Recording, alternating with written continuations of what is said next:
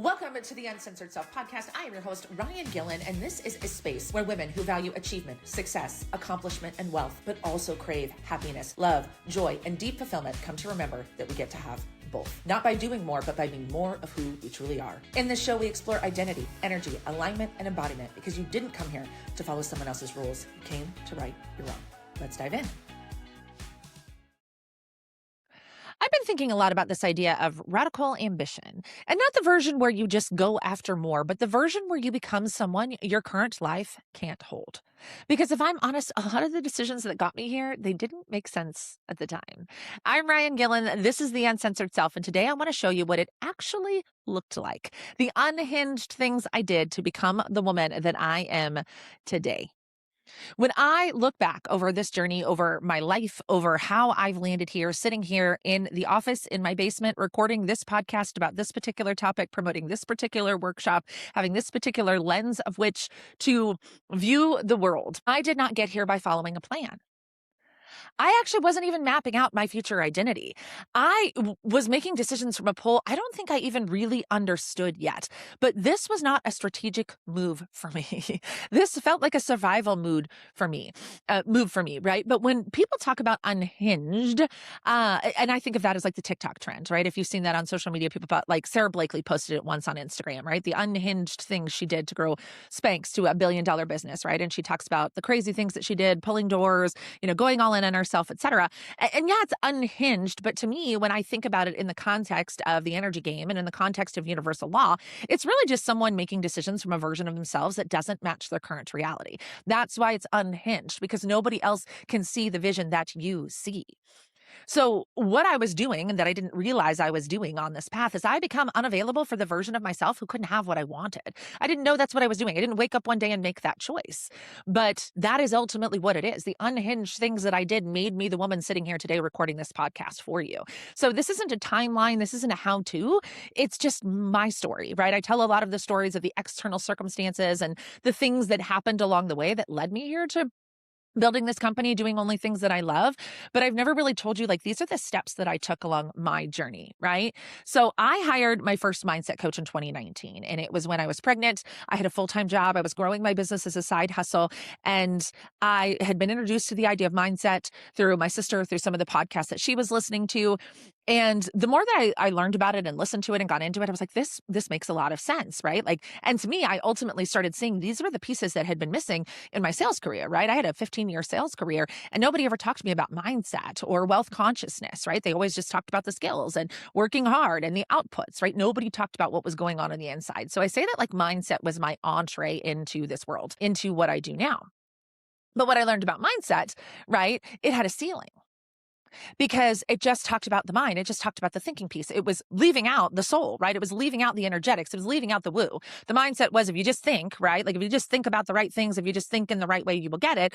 And while part of that information is true, to me, it was leaving things out. So mindset work had it definitely had an impact on my life, but it still had a feeling. It was still telling me just how to use my head. And quite frankly, my head was overthinking, right? So then when I meet Stacey B in 2021, I think it was 2021 in Miami at a mastermind at the Fontainebleau in Miami, in the 7-figure mastermind I was in at the time with my former business coach.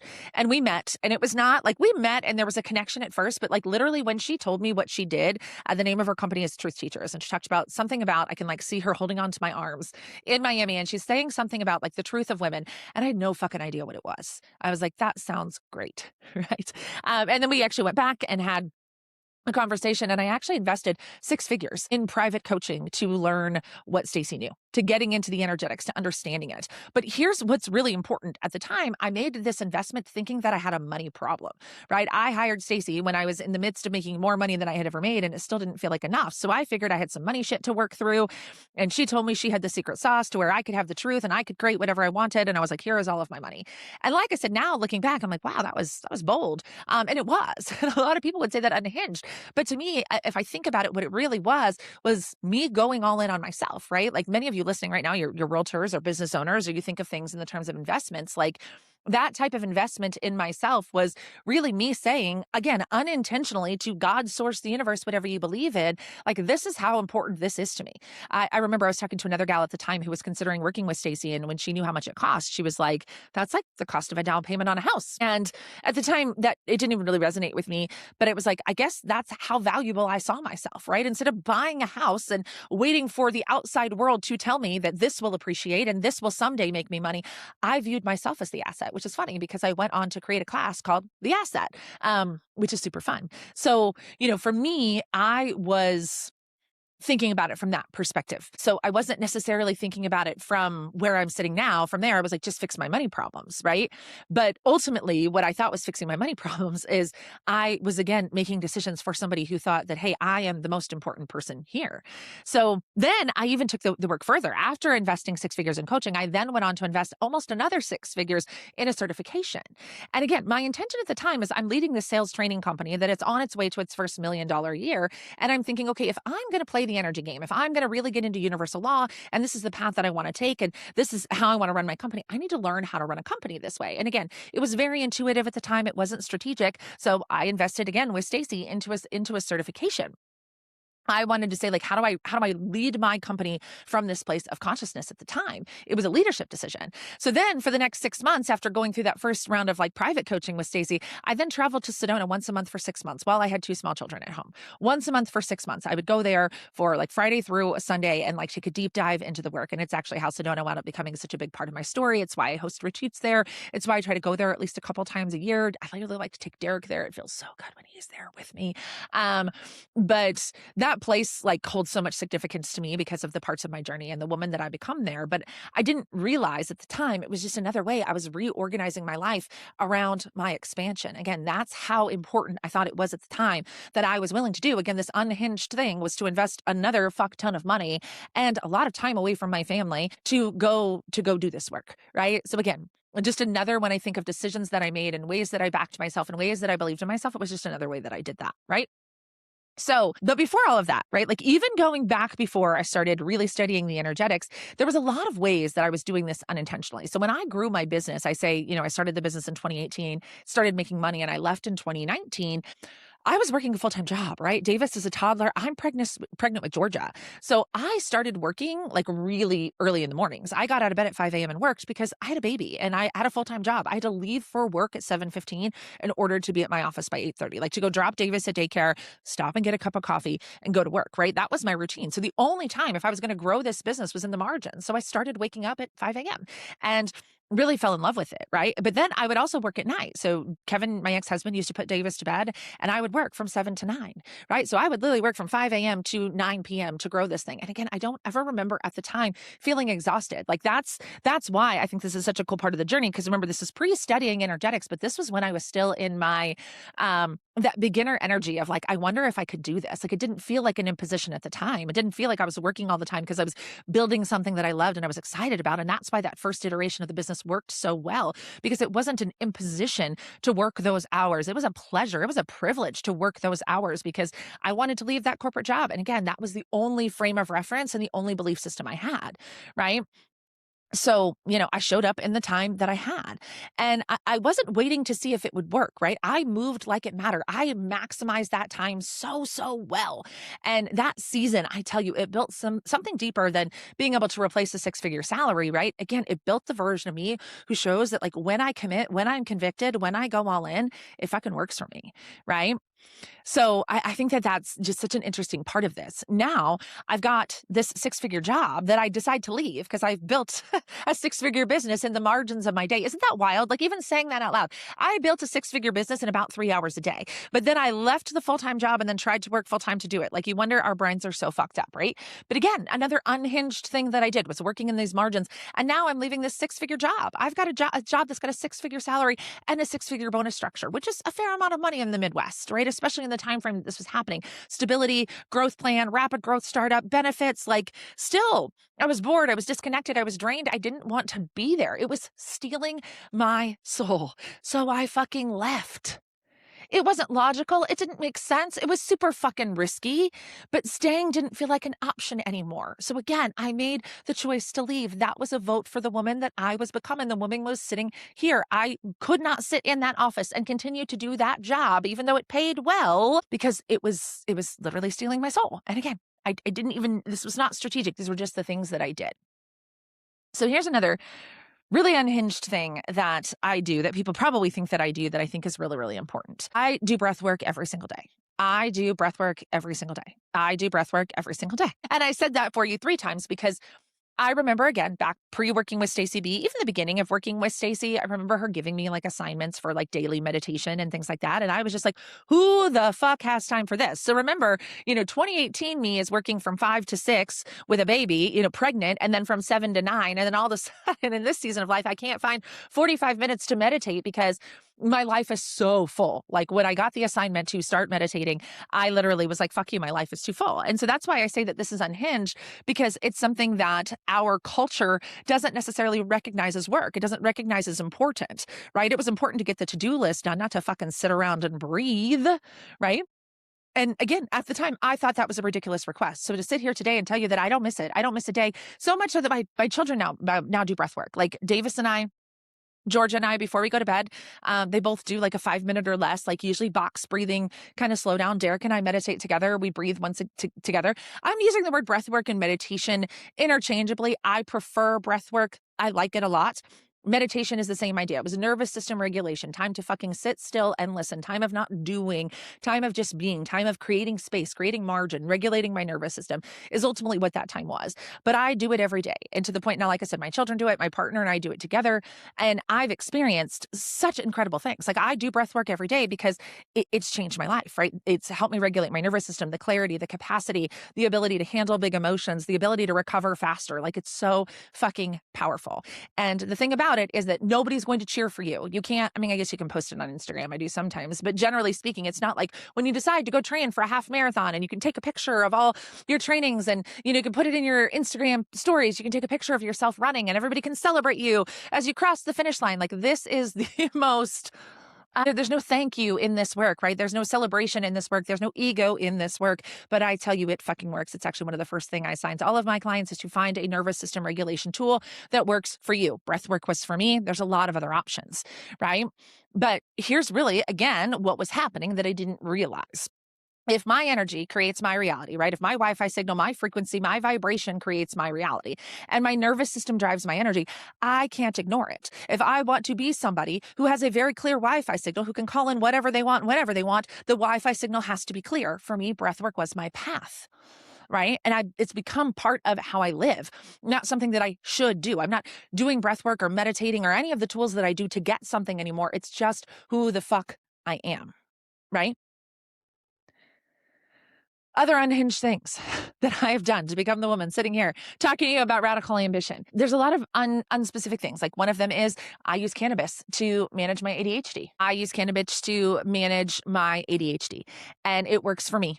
And it works for me. I didn't realize I'm self-diagnosed with ADHD. In all fairness, I'm not a doctor. I'm not recommending anything. I don't know what all the disclaimers are, but I'm not telling you should do this.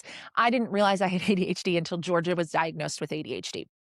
Some people had told me over the years, and I had some assumptions, but I never really had any confirmation. But when G got her diagnosis and I started really studying it and reading it, primarily to help give her tools so that I could help her, function better in her day-to-day life. And I start reading about it. I'm like, holy bananas. Like, this is me in a nutshell. And not just the like, oh, I can't hold one train of thought. Like the way my life works and the way my brain works my entire life, I realized that I've had this. And I didn't want to take medication for it. Like even now, I don't want to go to a doctor and get a diagnosis and get put on medication. I rediscovered cannabis back in 2022. It's actually funny. I went on a retreat. I hosted a retreat full of women. We go to Scottsdale and hosted this retreat. And one of the women was like, can we go to the dispensary? And I was like, I don't know anything about a dispensary. Like I haven't smoked pot since college. I have no idea if this is even a thing. Can we do this? But we went to the dispensary and somebody gave me a little 5 milligram gummy and my brain stopped talking. Like it stopped yelling at me. And it was like literally almost brought tears to my eyes in the relief that it brought. And so ultimately come back to Missouri, got a medical card, started really studying it. And it's worked really well for me. It helps with my focus. It helps helps with my focus so much. It helps with emotional regulation. Intuitively, the way that I view this is right now it's working. Right now it's a tool that's really incredible for me. And the intuitive message I keep getting is I'll know when it's time to stop, right? But I think of it as medicine. I think of it as a tool in that way. It works for me. I also stopped drinking, another unhinged thing. I stopped drinking, not an intentional move. Again, Derek quit drinking. We started dating in August of 2023. So I think it was October of 2023. He just decided to quit drinking. So he will tell you that he's a total non-drinker. I don't claim being a non-drinker.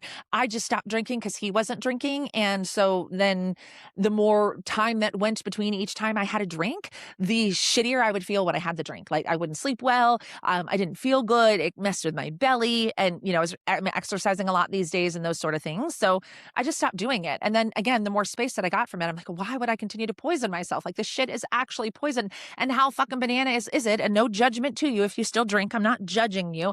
But when you really stop to think about how wild is it that cannabis, which is a plant that comes from the earth, in which our body has cannabinoid receptors for, was made illegal for years, and we're made to feel like deadbeat losers for using it. But alcohol, which we know is poison and has actually no good benefits at all, right? And of course, there's people try like red wine's good for your heart. Sure, right? There's a lot of other things that are good for your heart as well. Again, I'm not judging you if you drink. I'm just, when you start thinking about it, and you really start to trust yourself. So again, part of this journey of becoming me was trusting myself, not going to see a doctor, choosing to use cannabis to treat it, choosing to not drink, all those different things, right? I stopped doing things because they were normal, and I started doing things that felt good to me. It is normal. And again, I started my entrepreneur career selling wine. I used to drink a lot. If I'm really honest, I probably did have an unhealthy relationship with alcohol. I didn't know it at the time, but it was normal to have an unhealthy relationship with alcohol. It was normal to overdrink. It's normal to overeat, right? And again, I'm not judging you if you're doing these things. I just want you to start thinking about normal versus natural. Because to me, I don't want to do the things that are normal because I don't want normal results. I don't want what the world has. So why would I do what the world does? And I started doing with what felt really, really good to me. Right? More things. Let's keep going. I didn't even number this list, right? I just have a list that I put together. Another thing that I think is a little unhinged is I am obsessed with my work. To this work, not obsessed with my work. I want to be clear in the way that I say this. I'm not obsessed with the work and that I work all the time. I think about work all the time. There's not this pressure of it. I am obsessed in the way that I am interested and I am passionate and I enjoy it and I like studying it and I like learning about it and I like talking about it and it excites me in every way. So all day, every day, I have something in my ears. I'm studying something or thinking about something or chewing on something, right? And actually, for a long time, I thought this was a problem. I thought this was kind of, again, an unhealthy balance with the work. It was an obsession in a way that wasn't good. But again, the more that I felt into it, was like, no, part of alignment is something you're really interested in and something I'm really passionate about. So just the topic, not so much the work of running a business, which, like, yes, of course, that's fun. And I fucking love money and all the different things. Yes.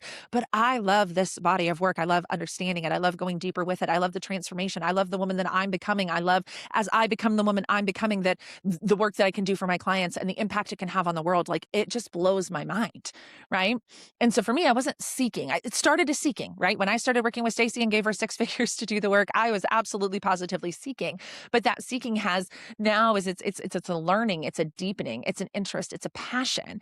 And so for me, again, going back to my undiagnosed ADHD, when I am lit up by something, I go all in, right? This is not work. This is who I am. This woman sitting here talking to you right now, ask anybody who spends time with me outside of time on the podcast, even my clients, but especially my friends or Derek, like, my mother, my sister, anybody, like, this is it. This is who I am. Like, I really am studying this all the time, thinking about it all the time, looking through this lens all the time. This is just who I am. It's not a topic that I teach. When I was teaching sales and marketing, it was just a topic that I taught. It was just a skill that I had, right? It was something that I was able to take and articulate in a way that related to other people. So it made sense for it to be my career.